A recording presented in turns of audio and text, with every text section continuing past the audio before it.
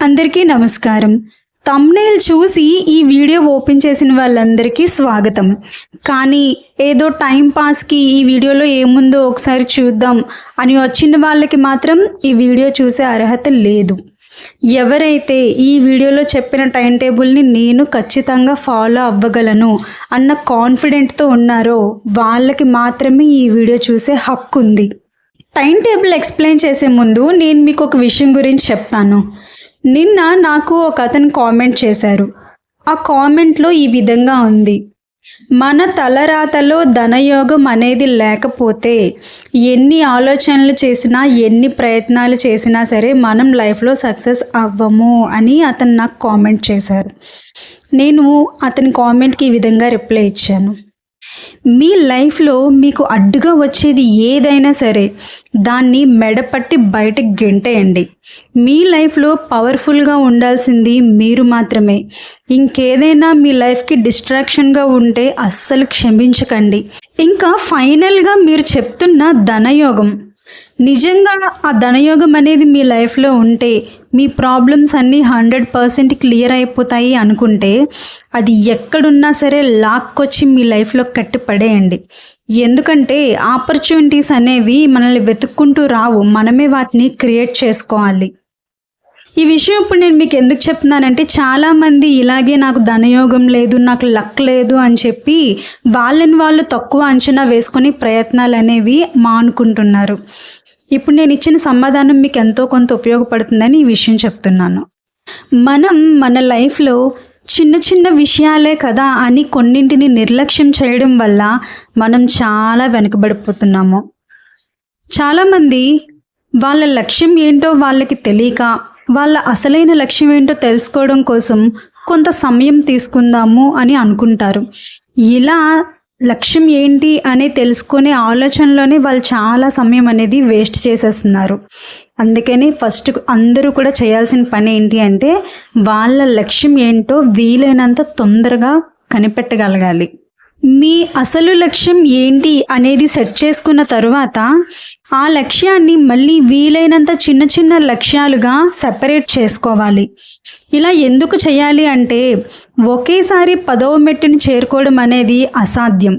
మొదటగా మన ముందున్న మెట్టు మీద మనం ఫోకస్ చేయాలి.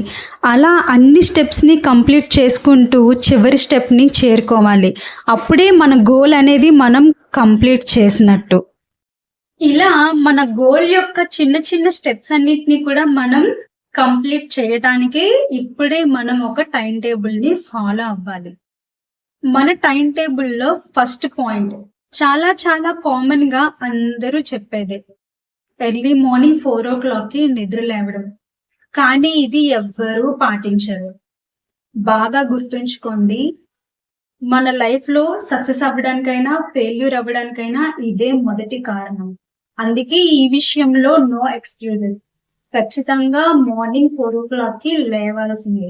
లేచిన వెంటనే మీరు చేయాల్సిన మొదటి పని ఒక 1/2 hour అయినా సరే మినిమం బాడీ వార్మింగ్ ఎక్సర్సైజ్ చేసి నీట్గా ఫ్రెష్ అయ్యి మిమ్మల్ని అందంగా చూపించే బట్టలు వేసుకోవాలి. టైం టేబుల్లో సెకండ్ పాయింట్ రైట్ డౌన్. ఒక చాక్ పీస్ తీసుకొని మీరు సెలెక్ట్ చేసుకున్న గోల్ మొదటి స్టెప్ ఏం చెయ్యాలి అని మీ ఇంట్లో ఒక గోడ మీద చాక్ పీస్తో రాయండి. ఫర్ ఎగ్జాంపుల్, ఈరోజు మార్నింగ్ నేను 10:30 అయ్యేసరికి వీడియో షూటింగ్ కంప్లీట్ చేయాలి అని ఒక టార్గెట్ పెట్టుకున్నాను. 10:30 అయ్యేసరికి వీడియో షూటింగ్ కంప్లీట్ చేసేసిన తర్వాత నేను రాసిన దాన్ని చాక్ పీస్తో కొట్టేయాలి గోడ మీద. అంటే దాని అర్థం నేను ఆ విషయంలో సక్సెస్ అయ్యాను, ఒక స్టెప్ని అచీవ్ చేశాను నా గోల్లో అని అర్థం. మన టైం టేబుల్లో థర్డ్ పాయింట్ నో ఎంట్రీ. మీ లైఫ్ మీరు ఎలా డిజైన్ చేస్తే అలా ఉండాలి, కానీ మీ లైఫ్ ఎటువైపు తీసుకెళ్తే అటువైపు మీరు వెళ్ళకూడదు. అంటే మీ డే అంతా కూడా మీరు ఏ విధంగా ప్లాన్ చేశారో ఆ విధంగానే ఉండాలి. మధ్యలో మీ ప్రమేయం లేకుండా చాలా చాలా డిస్ట్రాక్షన్స్ వస్తాయి, కానీ మీరు మాత్రం చాలా ఫోకస్డ్గా ఉండాలి.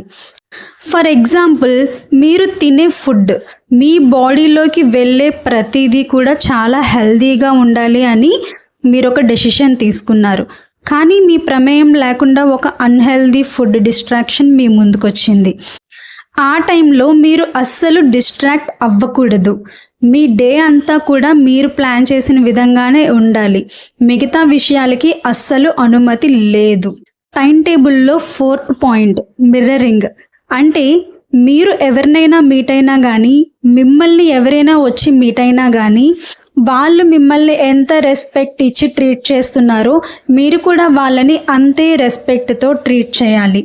అంతేగాని మీ అనుమతి లేకుండా మీ ఎమోషన్స్తో ఆడుకునే అధికారం ఎవరికీ ఇవ్వకూడదు. వినటానికి కొంచెం కఠినంగా ఉన్నా కానీ మీరు మాత్రం ఒక స్టోన్ అన్నమాట.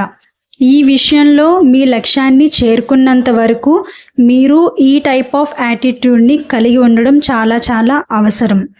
మీ అనుమతి లేకుండా ఎమోషనల్ పరంగా మిమ్మల్ని ఎవ్వరూ కూడా చలింప చెయ్యలేరు. ఇది మీరు ఖచ్చితంగా ఫాలో అయ్యి తీరాలి. టైం టేబుల్లో 5th point praying are meditating. మీకు గనక దేవుడి మీద నమ్మకం ఉన్నట్లయితే ఈవినింగ్ టైంలో కాసేపు ప్రేయర్కి కొంత సమయాన్ని కేటాయించండి.